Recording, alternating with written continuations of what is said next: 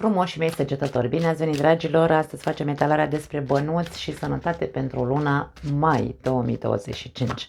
Începem cu bănuții, să vedem cum arată zona financiară pentru voi. Avem 3 de bâte. Unii dintre voi poate că veți face o schimbare de locație, este 3-ul de bâte.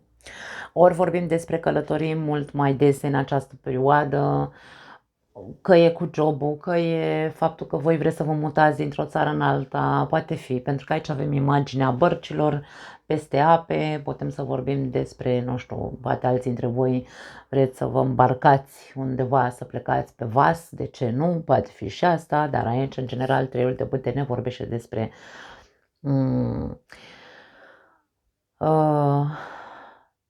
mutare, da? 3-ul de bâte are și conotația viziunii ample, da? Ca și cum îmi doresc să ajung undeva, însă trebuie să măresc perspectiva, să văd un pic mai amplu, da? Vedem un soi de expansiune pentru săgetători din punct de vedere financiar. Hai să vedem cu ce vine acest 3 de bâte.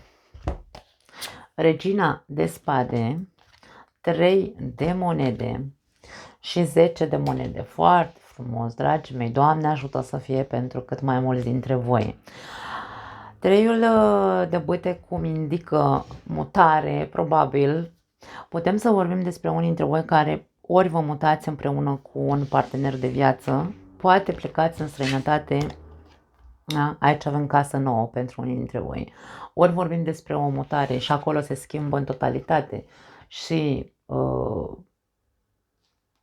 partea voastră financiară, adică o să vă meargă mult mai bine, pe o parte pentru unii dintre voi. Pentru cei care, aici vorbim doar despre o călătorie sau mai multe călătorii mai dese în această perioadă,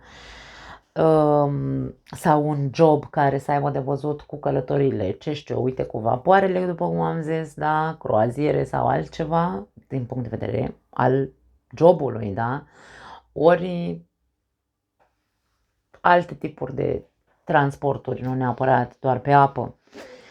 Este conotația mult mai multă în legătură cu apa, însă nu doar asta, da. Avem regina de spade care ne arată imaginea unei persoane cu autoritate. Poate că aici vorbim despre persoana care îți propune acest contract, poate fi, pentru că aici e o colaborare, da? Tu împreună cu alte 2 persoane, probabil că veți fi contactați să plecați, uite, pe vas. Zic și eu că nu știu ce să zic acum în momentul ăsta. Sau sunteți contactați din altă țară, de exemplu, să lucrați acolo, da? Și acolo e cu bani, da? Poate fi un contract pe termen lung. Nu e neapărat să fie doar un contract pe 3 luni de zile, de exemplu. Poate fi. E un soi de expansiune, după cum am zis, din punct de vedere financiar pentru săgetători. Acum, e ca și cum ți se cere claritate mentală, să știi sigur ce citești, contractul, citești cel bine, vezi care sunt condițiile. Nu văd nimic de rău aici, deci dimpotrivă, însă ți se cere să fii într-un fel sau altul cu capul pe umeri, da? Atent, să fii pragmatic în același timp, să fie în interesul tău, da? Pentru alții dintre voi poate vorbim despre o vocație. Dintr-o dată săgetătorul începe să vadă o altă perspectivă din punct de vedere, de ce nu, a unor a unei chemări interioare pe care o simt. Chemarea interioară pe care o simți sau vocația ta ar putea să aibă legătură cu regina de spade. Este o îndrumătoare, da? O vedem aici în această fotografie cu mâna întinsă sau cu mâna înspre viitor, ca și cum arată cuiva drumul, ca și cum ar fi poate avocatură pentru unii dintre voi, de ce nu, tot ce ține de intelect, da, spadele în general ne vorbesc despre minte, despre idei, despre inteligență. Și aici vorbim despre persoane cu vocație de a-i îndruma pe ceilalți, pot fi și speakeri motivaționali, de ce nu? De ce nu?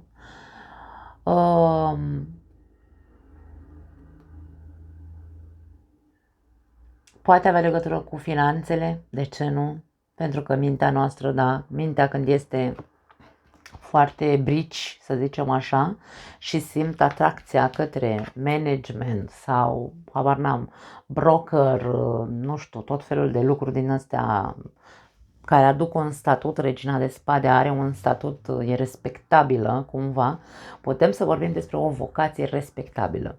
Că este vorba despre a vorbi în acea vocație, da, de la profesorat până la coaching, broker, habar n-am, toate alte meserii de genul ăsta, da?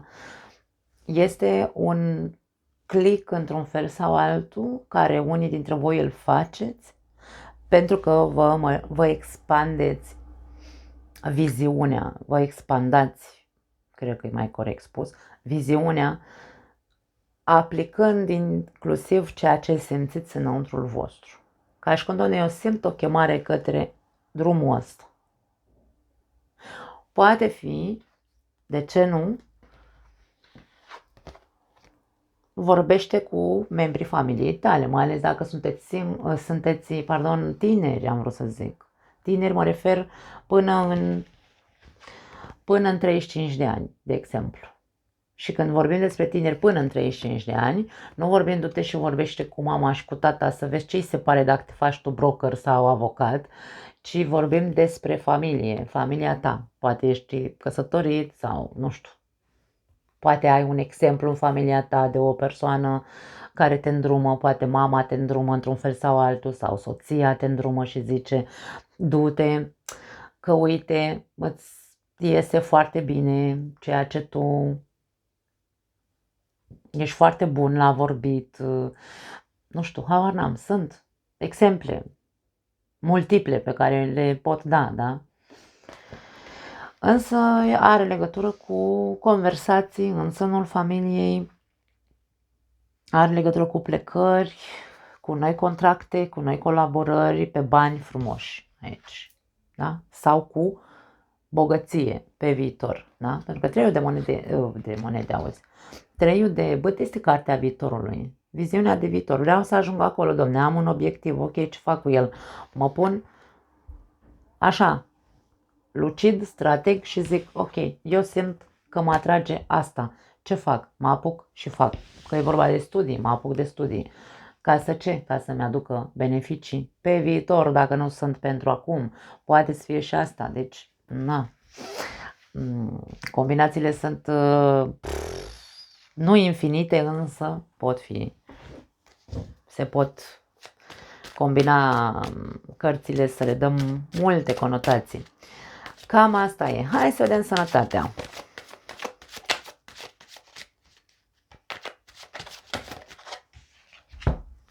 Nabelea, 5 de cupe pentru săgetătorii. Da. 5 de cupe, cartea doliului, în primul rând.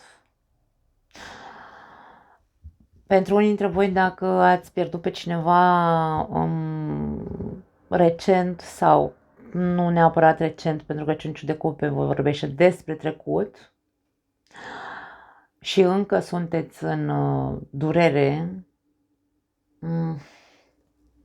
prea multă tristețe, aș spune, în sufletul vostru. Hai să vedem cu ce vine. Azi de cupe, da, unii dintre voi v-ați pierdut persoana iubită. Acum, că nu e vorba neapărat că ați pierdut-o prin moarte, însă în sufletul tău s-a simțit ca o moarte, da? 7 de bâte. Sau poate fi pur și simplu Dacă nu e o pierdere fizică, putem să vorbim despre o pierdere emoțională. Mi-am pierdut, nu știu, iubirea vieții mele m-a părăsit. Da. Și atunci am simțit-o ca pe o moarte. Și avem regina de bâte. Ceva se întâmplă pentru unii dintre voi, nu știu dacă neapărat este pierdere. Dacă e pierdere, hai să zicem varianta asta, dacă e pierdere, că ți-ai pierdut partenerul de viață prin moarte sau poate ți-ai pierdut, l-ai pierdut pentru că te-a părăsit sau l-ai părăsit, nu știu, nu contează. Aici a avut loc o pierdere, da? Sufletul tău încă se simte foarte, foarte, foarte trist. E ca și cum această tristețe sau depresie se poate, da? Când inima e prea grea, te împiedică să ajungi din nou la tine. Te împiedică să te repui pe picioare, să te vindeci. Aici trebuie văzut, cumva e ca și cum punem un stop acestui trecut tragic, dacă a fost tragic, încearcă să te recuperezi, să te repui pe picioare, pentru că aici avem mica magiciană, tu poți să te ridici în picioare din nou. Ai putere, ideea este să vrei, nu mai refuza, pentru că aici există un refuz. 7 de bâte poate fi cartea nuului, ca și cum nu mai vreau nimic, Domne. Lăsați-mă cu mine, cu durerea mea, cu tristețea mea, cu habar n-am. Depresia prelungită nu e bună. Lasă sechele în corp.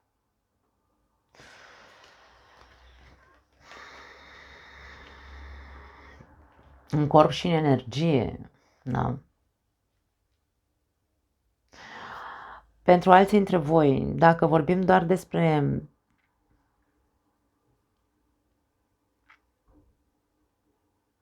faptul că din punct de vedere emoțional nu sunteți bine, ori din cauza că există acum, în prezent, în relația ta, sunt probleme din punct de vedere emoțional care te afectează în legătură cu partenerul de viață, da?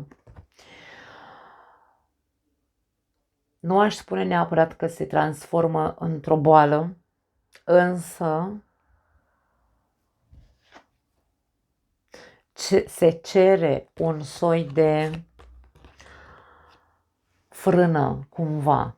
Un soi de, ok, hai să terminăm cu prostile pentru că deja simt, nu știu, simt așa că mă ia răul la stomac, am simptome. Unele simptome există sau există anumite simptome.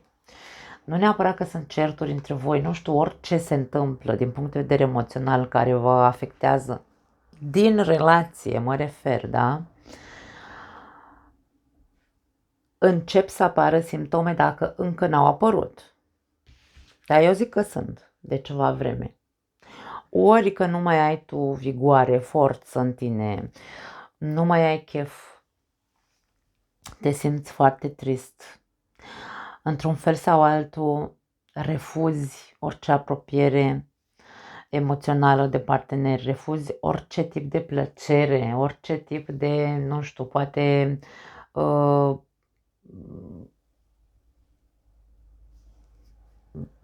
refuzi să ieși din casă. E o stare nesănătoasă din punct de vedere emoțional.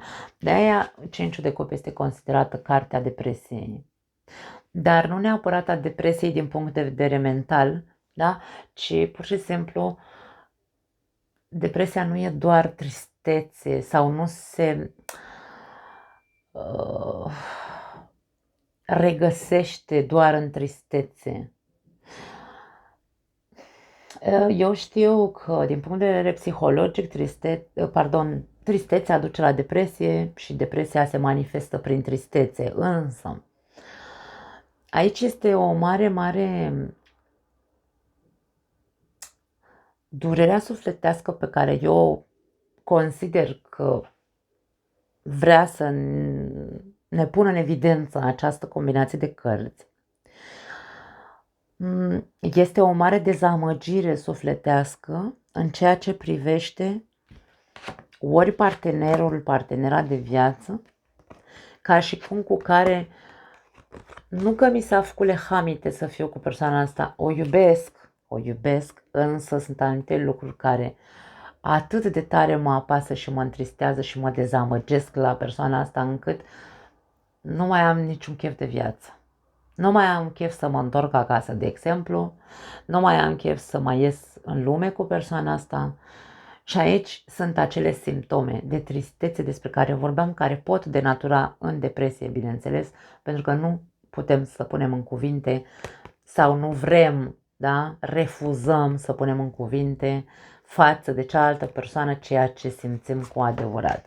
Și simptomele apar sau sunt deja instalate în corp și nu rămâne altceva de făcut decât să contactăm cu persoane care să ne ajute să ieșim de acolo.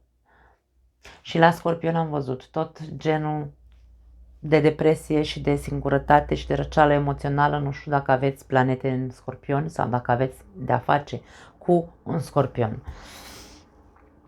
Nu pot să zic altceva. Aveți mare grijă la ce simptome simțiți. Pentru unii dintre voi poate fi vorba despre avem cupe multe aici. Nu știu dacă unii dintre voi v-ați apucat de băut în ultima perioadă și sunt excese prea multe și aici ca și cum frânează-te, pentru că, nu știu, ce poți să distrugi? Ficatul și nu știu dacă se mai poate distruge și alte organe în afară de ficat. Sau nu neapărat băutura. Excese de, nu știu, bei Coca-Cola, prea mult zahăr, prea mult acid, prea mult, nu știu, strici stomacul, strici, da? Gândiți-vă, ce băgați în gură ca lichide, fie alcool, fie zahăruri sau aciduri sau acidități, da, nu știu cum să zic, pentru că aici este ca și cum, dacă voi vă frânați la timp, nu există probleme de sănătate sau o veți recupera, da? Se instalează vindecarea fără niciun fel de problemă, însă trebuie o limită aici. Unii dintre voi aveți nevoie de o limită. Voi știți ce excese aveți, da? Nu pot să zic altceva, nu mai am altceva, dragii mei. Vă pupăcesc, ne vedem data viitoare. Ciao!